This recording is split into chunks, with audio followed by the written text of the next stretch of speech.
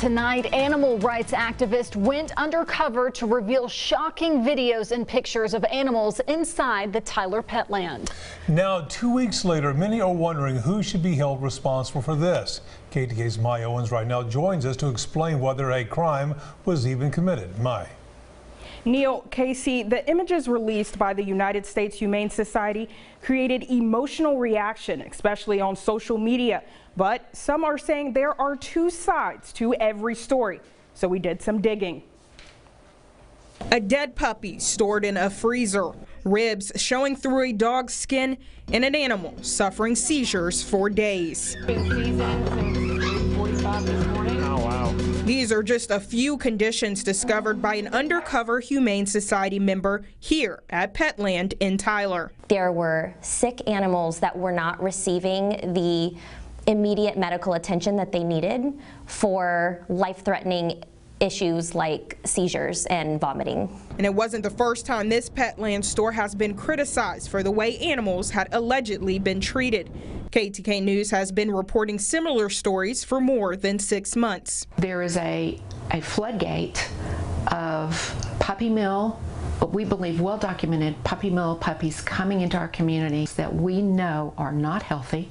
Many of them are very, very sick and don't survive. But Petland maintains they take good care of their animals, explaining each one is cared for a local veterinarian who checks on them regularly. So we went searching for that vet, and we found Dr. Mike Dixon with the Flint Veterinary Clinic. You know, we're in constant contact pretty much every day of the week, sometimes on the holidays. I've been up there on Easter. Dixon says he's been working with the Tyler Petland for years, and after seeing the allegations against the store, he wants to set the record straight. It was said that by the time most of the puppies get to the veterinarian, most of them die, and that's just not the case. Dixon says that's not the only false claim made by customers and animal rights groups.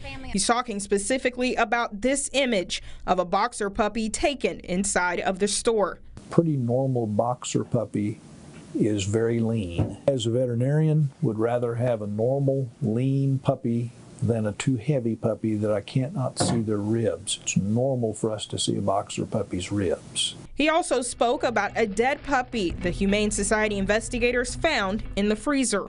That's appropriate if you have one pass away. Is it? It is.